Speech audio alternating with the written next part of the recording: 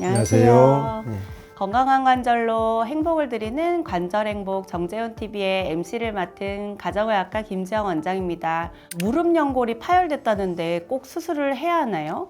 무릎 연골 파열이라는 이야기를 듣고 나면 무릎 연골이 도대체 어떤 건지, 연골 파열이라는 게 심각한 건지, 수술 말고는 다른 방법은 없는지 많은 궁금증이 생기실 텐데요. 오늘은 그 답을 드리기에 정재훈 원장님을 모시고 무릎 연골, 특히 반월상 연골에 대해 자세히 알아보려고 합니다.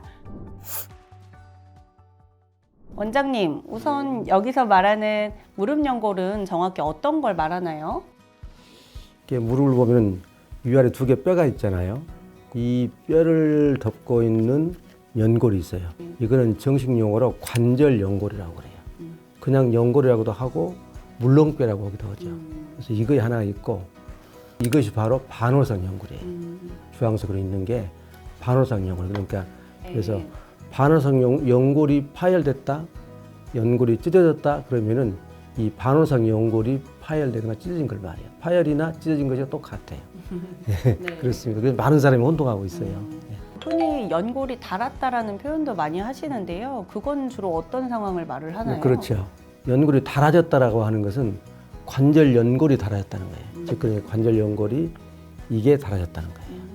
그래서 이거를 관절경 소견을 보면서 내가 두 가지를 설명을 해드릴게요. 네. 이 사진이 지금 관절 속을 직접 들여다본 거거든요. 이 하얗게 보이는 것이 이제 관절 연골이에요. 그냥 유리처럼 매끌매끌해 보이잖아요. 그리고 밑에 있는 이것도 즉 경골 위에 있는 관절 연골이에요. 이 연골 사이에 이게 반월상 연골이에요.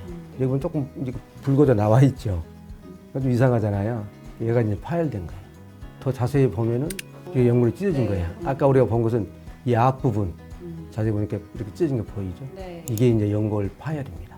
그리고 연골이 닳아졌다는 것은 여기서 이 부분이 닳아졌다 그 말이거든요. 매끄러운 면이 닳아지고 있다. 이게 연골이 닳아졌다 하면은 퇴행성 관절염이 있다 이런 말로 이해를 해야 돼요.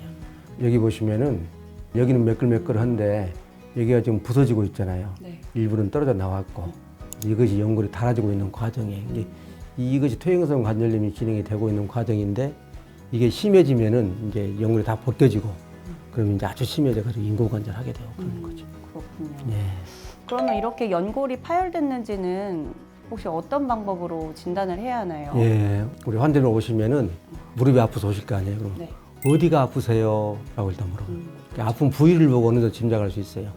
모형에서 보면은 반월상 연골이 무릎의 안쪽과 바깥쪽에 있잖아요. 그러니까 안쪽이나 바깥쪽이 아프다 그러면 아 연골 파열일 수 있겠다 이렇게 짐작을 해요. 그리고 특정 동작에서 많이 아파요. 예를 들어서 무릎을 평지를 이렇게 걸어 다닐 때 이렇게 다닐 거 아니에요. 이렇게 다니면 별로 아프지가 않아요. 그래서 평지 다닐 때는 별로 안 아픈데 특히 무릎을 이렇게 많이 구부리면은 연골이 압박을 많이 받아요. 그러니까 파열이 되면 아픕니다. 그래서 이제 또 어떨 때 아프세요? 그러면 계단을 내려올 때 특히 아파요.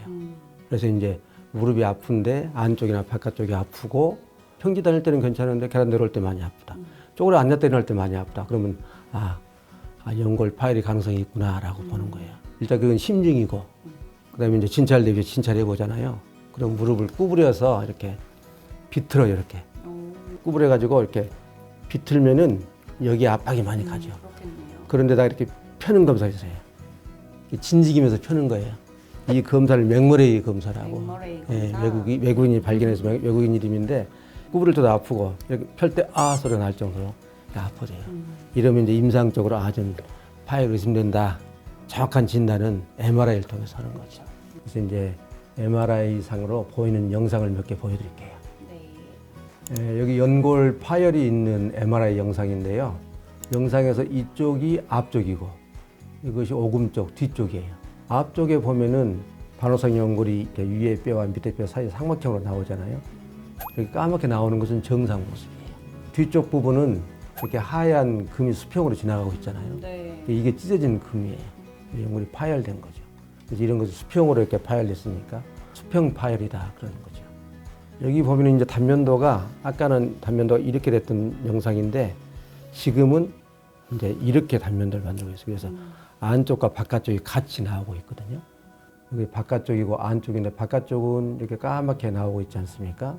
이건 정상이고 안쪽에 보면은 이렇게 삼각형이 이렇게 있는데 가운데가 텅 비어 있죠. 네. 그러니까 찢어져가지고 벌어져 있는 거예요. 이렇게 해서 MRI를 통하면은 정상인 부분과 파열된 부분을 이렇게 확인할 수가 있게 됩니다. 그러네요. 네. MRI가 진단에 확실히 중요할 것 같은데요. MRI 말고 초음파나 CT 같은 걸로는 진단은 힘든가요? 예, 좋은 질문인데요. 네. 되게 환자분 중에 이제 초음파를 해서 이런 걸 파열이라고 했다고 오시는 분도 많고 또 MRI를 하면 또 비용이 좀 고가이잖아요. 그러니까 CT로는 안 되느냐 이런 말씀을 많이 하세요. 근데 초음파로는 뭐 조금 의심할 정도, 정확히 보기는 좀 어렵다고 보고요. 그리고 CT로도 정확한 발견이 어려워요. 의심해 볼 수 있다 이런 정도는 할 수 있는데 결과적으로는 파열 여부를 보는 것도 중요하고 파열이 됐을 때 어떻게 치료할 것이냐 이걸 결정을 해나가야 될 거 아니에요. 그래서 그런 결정은 MRI를 통해서 이루어져야 되기 때문에 이제 초음파나 CT보다는 바로 MRI를 찍는 게 반응성 연골 진단 및 치료 방법 결정에는 좋을 것으로 생각이 됩니다. 반월성 연골이 파열되면 꼭 수술을 받아야 하는 건가요? 원칙적으로 수술하는 겁니다. 왜 그러냐면은 반월성 연골은 연골의 바깥쪽 이제 관절막이 있는 바깥쪽의 3분의 1 정도 지점에만 혈액순환이 되고 있어요. 안쪽에는 혈액순환이 없어요. 그러니까 우리가 조직이 파열됐다가 나으려면은 혈액순환이 좋아야 되잖아요. 혈액순환이 안 되면 치유가 안 된다는 것이죠. 그러니까 치유가 안 되니까 계속 아프게 살 수는 없으니까 수술을 해야 된다. 이거 원칙적인 얘기예요. 원칙적으로는 수술이라고 하셨는데요. 그럼 수술 없이 지켜보는 경우는 어떤 경우가? 되게 이제 MRI를 했는데 MRI 상에서도 파열이 조금 애매한 경우가 있어요. 바로 애매한 것을 바로 이제 쓰러져가기는 그렇기 때문에 우선 이제 보존적 치료하면서 지켜보다가 판단합시다 이런 수가 있고 또 이제 파열이 있긴 있는 것 같은데 환자분이 아프지 않다고 하는 수도 있어요. 특히나 수평 파열 같은 경우는 할지 서서 이렇게 진행된 파열 같은 경우는 그럴 수도 있어요. 그런 경우도 이제 우선 지켜보다가 증상 봐가면서 판단합시다 이렇게 합니다. 되게. 그러나 그런 경우에도 항상 반월성 연골 파열은 결국은 다시 아프질 수가 있다. 지켜보다가 좀 안 좋아지면은 관절경을 해서 정확히 진단해서 그 상태에 따라서 치료해야 된다. 이렇게 그걸 전제로 하고 되게 지켜봅니다. 파열이 진짜 길고 통증도 심해서 이제 실제로 수술을 하게 된다면 보통 어떤 수술이 진행이 되나요? 이제 반월성 연골에 대한 수술은 크게 세 가지 있어요. 하나는 연골이 좀 복잡하게 찢어져 가지고 절제해내는 것. 절제해내는 것은 대부분은 파열된 부분을 다듬어낸다 생각하면 돼요. 절제해낸다, 제거한다라고 말씀드리면은 연골을 다 절제해버린 줄 알고 그냥 놀래가지고 그거 제거하면 되나요? 괜찮나 이렇게 물어보는 분들 많아요. 근데 대부분의 경우는 파열된 부분을 다듬어내고 정상적인 부분들을 남겨놓는 거예요.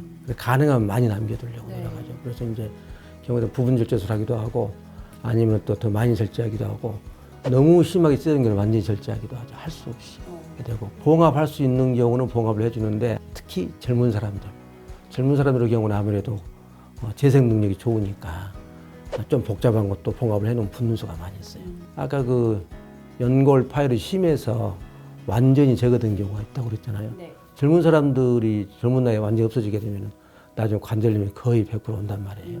그래서 그걸 방지하기 위해서 연골을 이식해주는 수술들이 있습니다. 이식술. 네, 이식술도 있어요. 그 세 가지가 주로 이용되는 수술이에요. 어떤 기준으로 수술 방법이 결정이 되나요? MRI를 보고 결제를 해야 되겠다, 봉합을 하게 되겠다라고 그 단정적으로 얘기를 듣고 오신 분들이 많아요.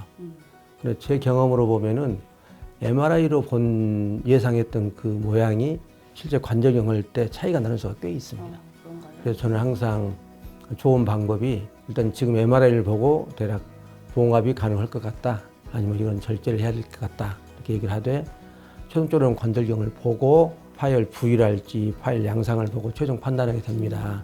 이렇게 설명을 드리고 실제 수술할 때 이제 보호자분 불러서 설명드리면서 최종 결정해서 되게 해요. 네.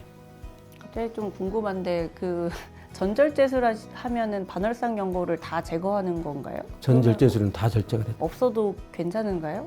일상생활에서는 큰 지장 없을 수 있어요. 그러나 이제 시간이 오래 가면은 관절염이 생길 수 있잖아요. 근데 반월성 연골의 주요한 기능이 위아래에서 이렇게 사이에 끼어 있어서 이렇게 걸어다닐 때 충격을 흡수해서 연골끼리 부딪히는 거 압박력을 줄여주는 역할이 제일 큰데 그 약을 없어지니까 1년, 2년, 5년, 10년 쓰면 쉽게 망가질 거 아니에요. 그럼 관절염이 오니까 그걸 방지하기 위해서 이식술 같은 걸 사용해 주는 건데 당장에 제거를 많이 했다고 해서 막 지금 활동이 막 지장이 있고 뭐 그러는 건 아니죠. 말씀해주신 수술 방법 이해를 돕기 위해서 절제술, 봉합술, 이식술 사례를 한번 간단히 보여주실 수 있으실까요? 예, 제가 관절경 소견통에서 한번 보여드리겠습니다. 네. 여기 아까 퇴행성 관절염 보여줄 네네. 때 사실은 봤던 사진인데 이 밑에 보면 연골도 이렇게 너덜너덜 이렇게 하잖아요. 이것도 파열이거든요. 근데 네. 이거는 이제 깨끗하게 찢어지기도 하지만은 오랫동안 시간이 좀 지나면서 이렇게 진리게서 찢어진 경우도 있어요. 그래서 이렇게 이 기구를 넣어서 이제 확인해 보니까 좀 더 너덜너덜하게 보이죠. 네. 이렇게 다듬어낸 거예요. 그리고 이제 봉합술의 경우 한번 볼게요. 그냥 보면 이런 모습이었어요. 네. 이제 검사를 해보면서 또 기구를 떼보니까 이렇게 뒤쪽이 찢어진 거예요. MR상에서 이게 나왔고 이런 경우 봉합하기 좋은 케이스거든요. 그래서 지금 보시면은 여기가 실이 들어가 있어요. 두 개를 이용해서 실을 꿰매준 거예요. 그리고 이제 이식술은 연골이 거의 없어질 때 한다고 그랬잖아요. 네. 그래서 여기가 연골 밑에 쪽에 연골 끝이에요. 원래 여기 이렇게 덮고 있어야 될 연골이 다 없어진 거예요. 여기가. 보면은 여기 새로 이식을 연골을 넣어줬죠. 이거 새로 연골 넣어준 거예요. 그래서 쭉 돌아가고 있는 거. 역시자형으로. 네. 그래서 이제 이런 데 꿰매주기도 하고, 이렇게 꿰매주기도 하고, 이렇게 해서 연골 이식술 이렇게 해서 이 세 가지 종류 수술들을 상황에 맞게 해주고 있습니다. 네, 다치지 않는 게 가장 좋지만 연골 파열이 있을 때 어떤 치료 방법이 좋을지 전문의의 진료를 통해서 무릎 상태에 맞는 치료를 받으시는 게 가장 좋겠습니다. 무릎 연골 중에서도 가장 흔하게 문제가 되는 반월상 연골의 파열과 진단 그리고 수술 방법에 대해 정재훈 병원장님과 함께 알아보았는데요. 영상을 보시고 궁금한 점에 대해 댓글로 달아주시면 병원장님께서 정성껏 답변 드리겠습니다. 오늘 영상이 도움이 되셨다면 구독과 좋아요, 알림 설정까지 부탁드립니다. 감사합니다. 감사합니다.